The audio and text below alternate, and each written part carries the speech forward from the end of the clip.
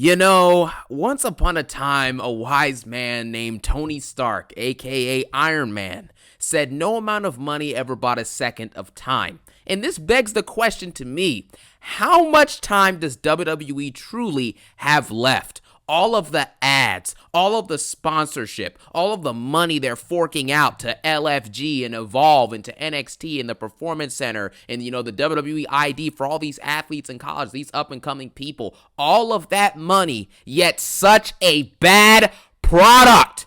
Friction in the creative with Triple H and The Rock, all the egos bouncing off each other. The Fiend, I'm the gamer, I can't book, if you don't like it, watch the fan and F off, shut up! You know what I'm saying? It's ridiculous at this point.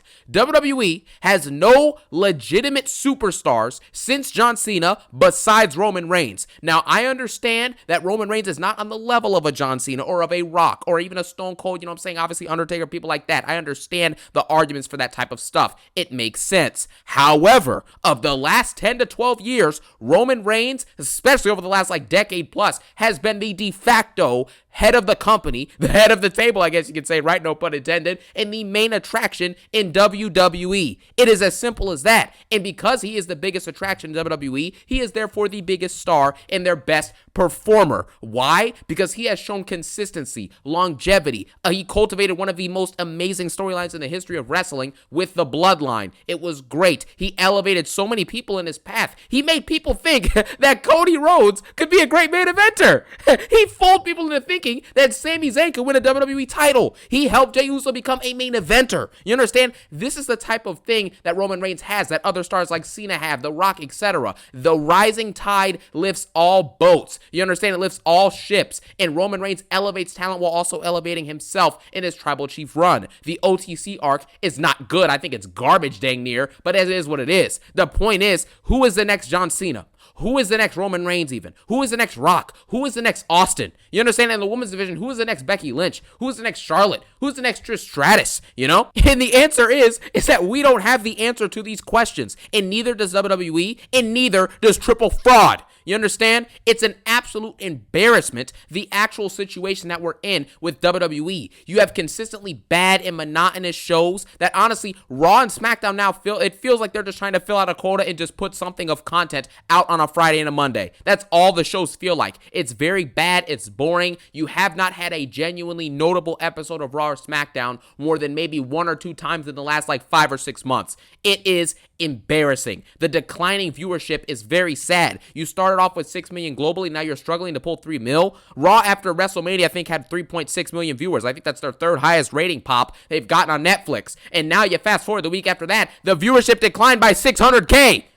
That's embarrassing, man. The fans are complaining after every single show. Everyone's upset. People are saying WWE has lost its spark because part of that, pretty much all of it, is factual information. But amidst all of this, Triple H is telling us to F off. That's what he's telling us to do. Not make a better product. Not, hey guys, I understand your complaints. I'm going to work hard with the creative team and we're going to make better shows for you guys. We're going to make you guys excited again and we're going to bring the joy back and the spark back that you guys miss from WWE. None of that. That's not what we get. We get messages from our creator of, the CEO of WWE, the creator guy behind it all, is basically talking about some F off. Don't watch as a critic, watch as a fan. Really? That's what we're getting?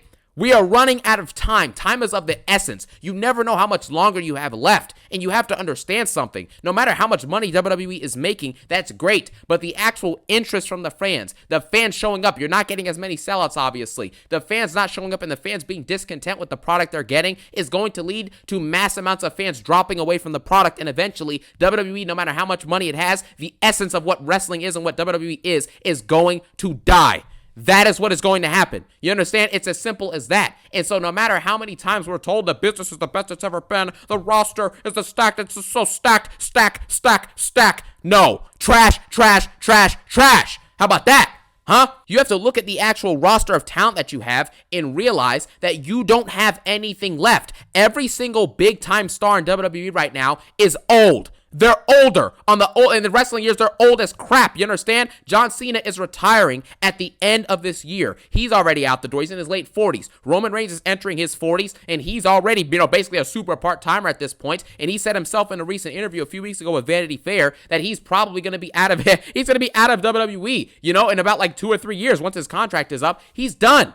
So it may even be 2027, at the earliest, you know what I'm saying? So Roman Reigns is moving on to different forms of entertainment, probably to Hollywood, all that stuff. Seth Rollins said he's done in about 4 or 5 years, and Seth Rollins doesn't have it. They're trying to make him a Paul Heyman guy and do this faction with him and Braun and Paul Heyman, and it already, you can tell, it does not have that same spark. There's not that same chemistry, and no matter what Seth Rollins does, it doesn't really feel like a main event type of talent, type of, storyline type of booking should be like. Part of that is Triple H's fault, obviously, because he hasn't done a great job with the story. I'm not going to harp on why the Heyman and Rollins, heel turn together makes no sense. We've already done that enough. But the fact is that Rollins is not doing it. Every single time that they actually put Rollins in positions that, people are like, man, Rollins deserves better. He doesn't get enough respect, because Rollins is awesome. He's been awesome for years. He's one of my favorite wrestlers. But Rollins is not cutting it right now. And the reason why is because when they try and give him the position of a guy like a Cena or a guy like a Roman, he never, ever fits it out. Rollins is the guy that's really great. He's really, really good, man. But when you actually give him the ball to be the top guy, it never works out. We saw it in 2019. We saw it when they tried to give him the B title, the big title, the World Heavyweight Championship in 2023, and it did not work. Fans are complaining about how mid the reign was. He is not the guy to be carrying the industry. He's not the number one. He's not the Roman Reigns of the generation, and it's as simple as that, and we're seeing it. Randy Orton's on his way out, too. He's super old. Punk is super old. LA Knight, as great as he is, because Triple H has wasted his years that he still has left in his 40s to wrestle, he's now old, and he's not getting any world title anytime soon. And Drew McIntyre, he's getting older. Drew McIntyre, arguably the MVP of WWE in 2024, but even he's getting older, and WWE will not reward him for the great work that he's done for going on the last year and a half at this point. It is embarrassing. And amidst all of that, I can't stop thinking about Punk. You know what I mean? Yes, sir. Yeah. Oh, yeah. And you also have Dr. Libations. You know what I'm saying? Cody Rhodes is on his break right now, which I do expect Cody to be back by either Money in the Bank or even this week at Backlash, because, quite frankly, he's not going to take a 3 or 4 month break like Roman did. That's just not going to happen. Cody's going to be there more consistently, so I'll give him that. He will probably, be back soon, but he's gone right now. And then you also have Cody Rhodes, the fact that he's in his 40s as well. He's older. The Rock maybe has one more storyline left in him, maybe 2, one with Cody, one with Roman, and that's it. He's in his 50s. That's done. We are seeing what the shows week to week look like without all these stars and these wrestlers I'm listing off, and they look horrendous. They're basically unwatchable because there's nothing to look forward to. There's zero star power, and there's nothing coming up in the pipeline that's actually getting you excited. So imagine what's going to happen when guys like Punk, just think about it. Punk just came back like a year and a half ago at this point, man. John Cena came back at the beginning of this year. The Rock came back last year. Roman Reigns is a super part-timer, etc.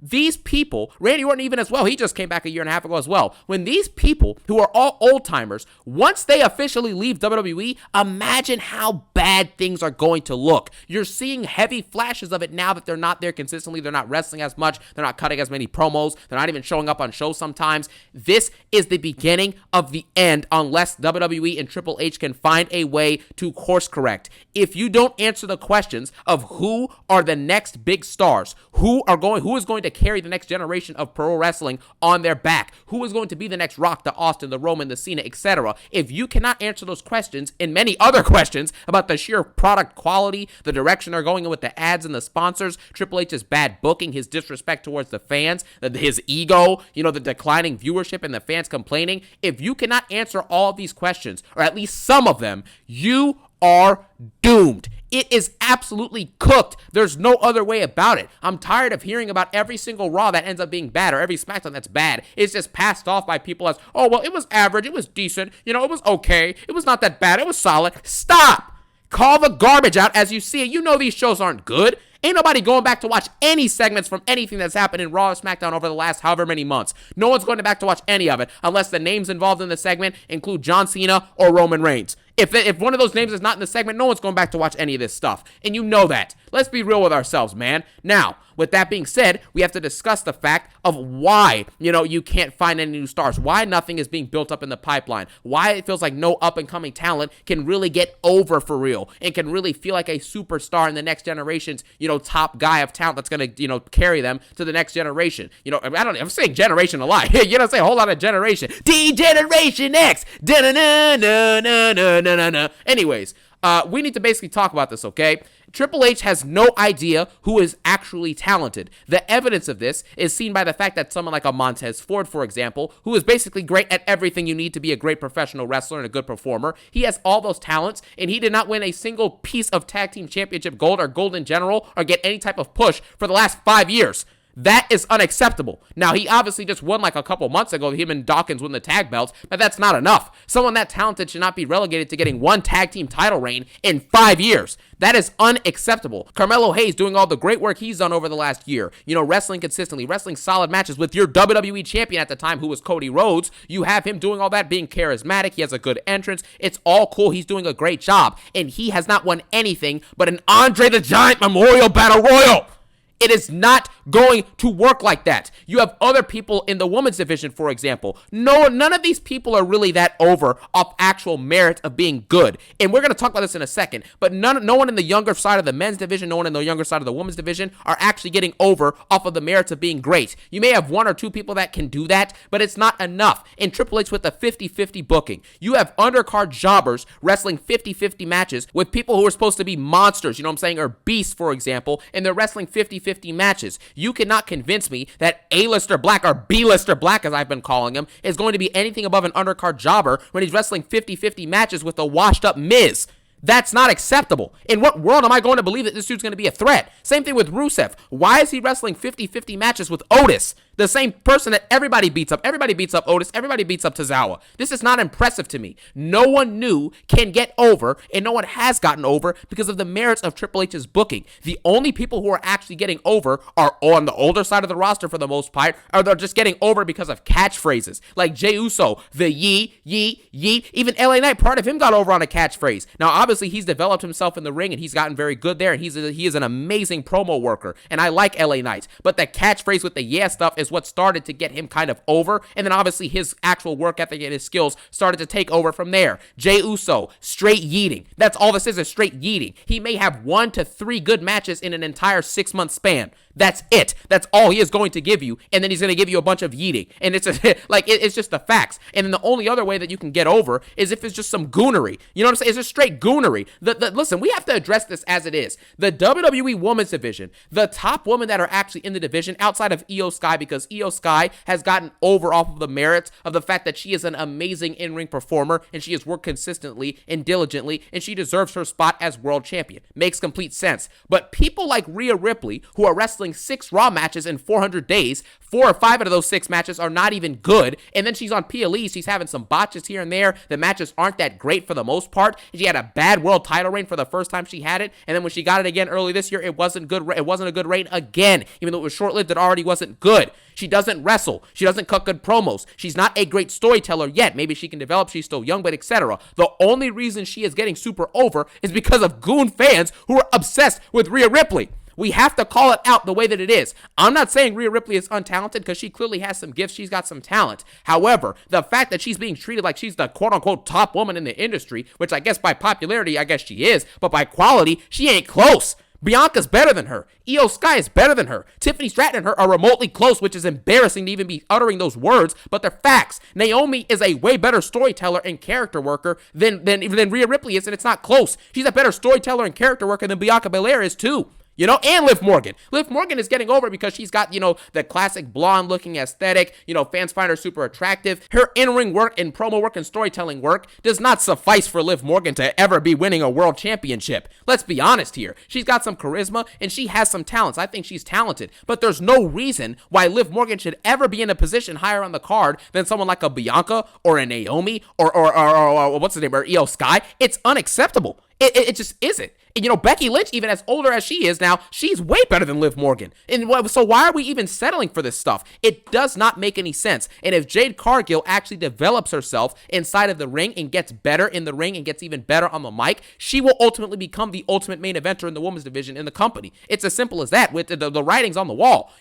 Some say the writings on the wall. Your boy C-Jack's got some vocals in him. You know what I'm saying? I may have to make a little bit of a singing rant at some point down the line. But the point is, you get the point, right? They're not getting over naturally in the men's division and the women's division, obviously. They're either over pushed into the point where you have to accept it and watch it every week. They have a certain catchphrase like the, whoa, my father said, all this nonsense. You have the yeet stuff. It's all nonsensical stuff. Nothing is actually based off of your consistency on the mic, in the rings, your skills as a storyteller, your entrance quality, or just your quality in general of what you're bringing to the table. There's no rewards for you actually having any type of longevity or proving that you're one of the best in-ringer on the mic, because if that was what was rewarded in the company, LA Knight would be like a 3-time world champion already in the last 2 years alone. You know what I mean? It's not acceptable at this point. So they're not, Triple H is not booking these people predicated off of who's actually the best. It's all based off of what he wants in that position. And if he wants Rhea Ripley to be over pushed and to be booked like Hulk Hogan, that's what's going to happen. It is what it is. If he wants Tiffany Stratton to hold the belt hostage for 200 days and not improve in the ring and not improve on the mic and not improve as a storyteller and just say Tiffy Dang, Tiffy Dang, Tiffy Dang, and if you want Rhea Ripley to come out there and say, I'm going to take back my title, I never lost, yeah. If you want Braun Breaker, your younger talent, to sit there and be a lackey to Seth Rollins and Paul Heyman and do nothing with his career right now, then that's what you're going to get.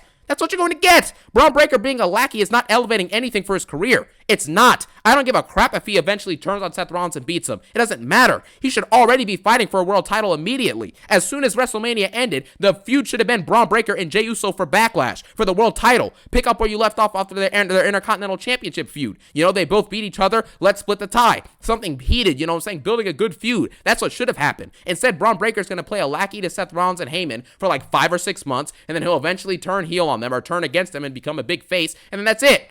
It's not going to be entertaining. It's all predictable. Maybe it will be entertaining. Who knows? Maybe it's booked correctly. But the point is that people naturally cannot get over because Triple H sucks at his job. And the older talents you have, all of your best talents are all older. They're your biggest draws. And when they stop showing up, your doors are going to start to close. You know what I'm saying? It's as simple as that. So that's the way I see it. WWE needs to start answering the question, who is the next Cena? Who is the next Roman? Who is the next Rock? And who is the next Austin? And how do we fix all the bad stuff with the bad shows, the declining viewership, the fans complaining, etc.? And if they cannot answer these questions, they are doomed. With that being said, I thank you guys so much for watching this video. Have a phenomenal day. Peace out and one love. And I have, you know what? Hold on. Because I have to actually sit here and I have to talk about something for a second. Because I respect you. I love you. I appreciate you. Your guys' support over the last however many months I've been doing this at this point, because I've been doing YouTube, like for real now for like a year and a half, 2 years, however long it's been. But this support, man, has been amazing. You guys are just amazing, man. Sometimes you have to sit back and you have to be grateful for the audience, because the thing is that without your support, without your kind words, without your hating words, whatever it may be, all the feedback is all positive to me, because it lets me know that you guys are engaging with my videos. And, I just really appreciate that. I appreciate your guys' support, and I do really thank you for everything that you guys have, aided me with and supported me with over the last few months, especially. It's been amazing, and over the last however many months, I'm saying, it's been at this point. So I thank you so much. I appreciate it, and just wanted to give you that kind word, and I hope you guys all have a phenomenal day, man. Peace out, one love, have a great day.